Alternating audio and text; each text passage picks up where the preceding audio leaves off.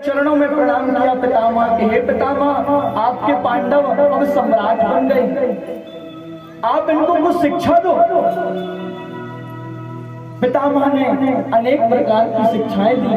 सूत जी कहते हैं कि दान धर्मान राज धर्मान मोक्ष धर्मान विभागशः स्त्री धर्मान भगवत धर्मान समासव्यास योगतः।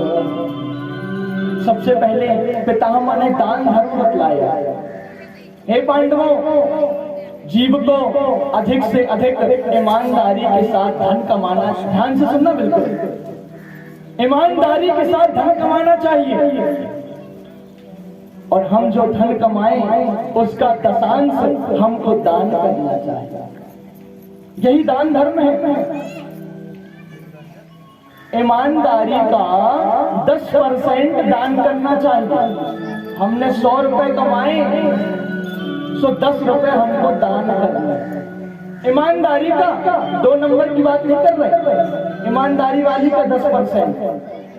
और जब ईमानदारी का 10% है तो सोचो बेईमानी का कितना होगा। अरे बेईमानी का तो पूरा दान कर दो, वो भी कम है। इसलिए तो बड़े बड़े लोग अपनी ब्लैक मनी को धर्म के माध्यम से वाइट करते हैं। काला धन होता है ना, विदेश से आने वाला था कुछ साल पहले, संभवतः आ गया होगा। बोलो जय श्री कृष्ण। हाँ, किसी ने वादा किया था आएगा, प्रतीक्षा करो आएगा, धीरज का फल मीठा होता है। बोलो जय श्री कृष्ण। हाँ, 15 के क्या पता 30 लाख आ जाए। तो दान धर्मान, उसके बाद मोक्ष धर्मान। स्त्रियों का क्या धर्म है? पितामह कहते हैं कुलवती जो नारियां होती हैं उनको कभी जोर से हंसना भी नहीं चाहिए। बिना बात के स्त्रियों को, और केवल स्त्रियों को नहीं पुरुषों को भी बिना बात के हंसना नहीं चाहिए। और जो बिना बात के हंसता है ना, उसको लोग पागल कहते हैं। पितामह ने कहा आंखों से पाप होते देखना भी महापाप है। यदि तुम्हारी क्षमता है तो पाप को रोको, और यदि क्षमता नहीं है तो वहां से सिर झुका के चले जाओ, लेकिन वहां खड़े मत रहो। पाप को देखना भी महापाप है। और पितामह ये बात कह ही रहे थे कि द्रौपदी को हंसी आ गया। द्रौपदी को हंसी आई, पितामह तो गंभीर हो गए। हे द्रौपदी, तू हंसती क्यों है मेरी बात में? द्रौपदी तो डर गई। नाना पितामह, ऐसे ही हंसी आ गई। बोले नहीं कोई बात तो है। पितामह के सामने तो तेरी सास कुंती भी हंसने का साहस नहीं कर सकती, फिर तुझे हंसी क्यों आई? द्रौपदी ने कहा पितामह, आज तो भरे हैं समाज में बड़े ज्ञान को बघार रहे हो। उस समय कहां गया था आपका ज्ञान, जब मेरी लाज हट रही थी। आप कहते हो पाप को देखना महापाप है, तो ये महापाप तुमने क्यों किया? ये पाप तुमने क्यों किया?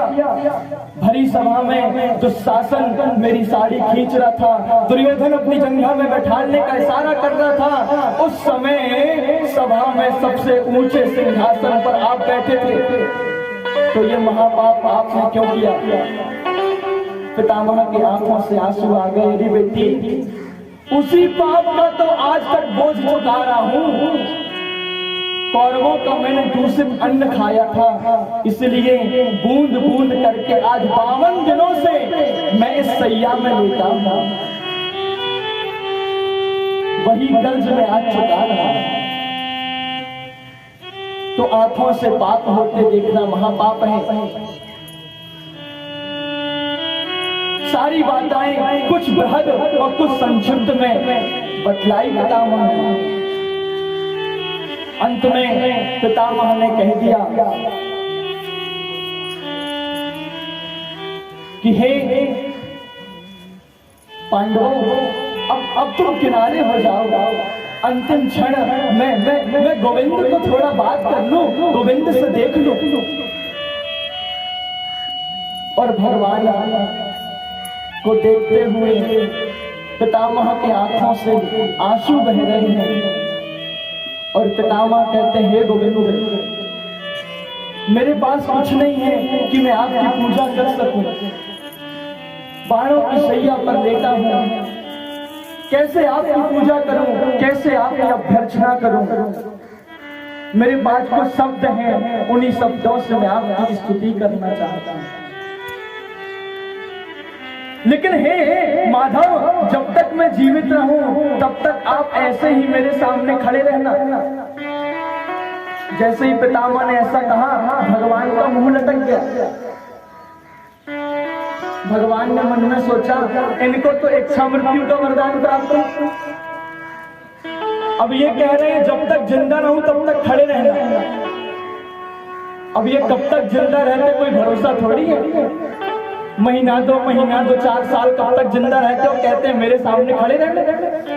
भगवान का मुंह लटक गया। तभी पितामह कहते हैं, केशव ऐसे नहीं कि प्रसन्न हासा अरुण लो चलो नसा, ऐसे नहीं, हंसते हुए खड़े रहो। क्योंकि हे गोविंद, आप तो हंसते हुए ही अच्छे लगते हो। आप मंदिर के भीतर मंद मंद मुस्कुराते खड़े रहो, द्वार पर हम भक्त आंसू बहाते खड़े रहे, यही तो झांकी है। आप हंसते रहो, हम आपकी याद में रोते रहे।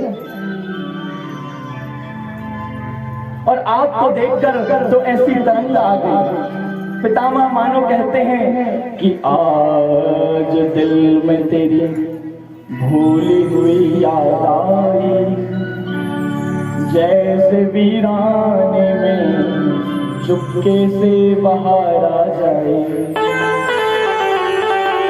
जैसे शहरों में होने से चले ठंडी हवा, जैसे बीमार को बेवजह करारा जाए। हे गोविंद, अपने नेत्रों से मेरे नेत्र मिलाओ।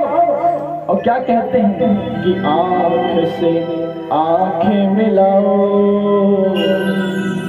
आंख से आंखें मिलाओ तो कोई बात बने।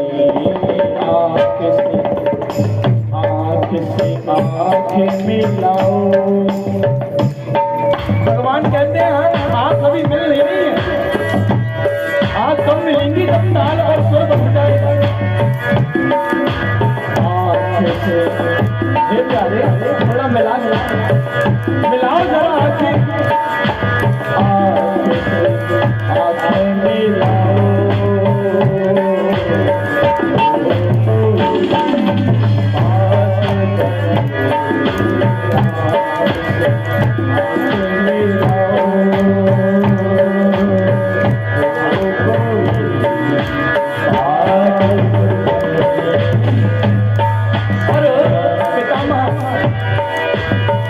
स्तुति करते हुए क्या कहते हैं, हे गोविंद, जब भक्त के आपसे नेत्र लड़ जाते हैं ना, तभी तो आनंद आता है भक्ति में। और पितामह ने 11 श्लोकों में स्तुति गाई भगवान। और पितामह क्या कहते हैं, कीर्तिमति रूप कल्पिता वितृष्णा भगवती सात्वत पुंगवी विभुम्नि, स्वसुखम भगते क्वचित विहर्तुम प्रकृतिमुपेशयत् भवप्रभा। भगवान कहते हैं, हे गोपाल, मेरी जो ये मति है, ये मैं आपके चरणों में सौंपना चाहता हूं। आप मेरी मति को स्वीकार करें। और बड़ी सुंदर 11 श्लोकों में पितामह ने बहुत सुंदर भगवान की स्तुति गाई। अब देखो, मन तो रहता है कि बृहद रूप से सुनाए, लेकिन घड़ी भी तो देखनी पड़ती है। और पितामह ने 11 श्लोकों में भगवान की स्तुति गाई। और भगवान को देखते देखते ही पितामह ने अपने प्राण छोड़ दिए। और मानो क्या कहते हैं कि फिर न बर्बाद ये जिंदगानी होगी, बड़ी अनोखी मेरी कहानी होगी। मौत का क्या कहना, जो मौत आपके सामने आई होगी। देहांत काले तुम सामने हो, बंसी बजाते मन को लुभाते, यही गीत गाते मैं तननाथ त्यागूं, गोविंद दामोदर माधवी। हे प्रभु, अंतिम क्षण आपका दर्शन मिला, इससे बड़ी उपलब्धि और क्या होगी। और पितामह ने अपने प्राणों को छोड़ दिया। माता कुंती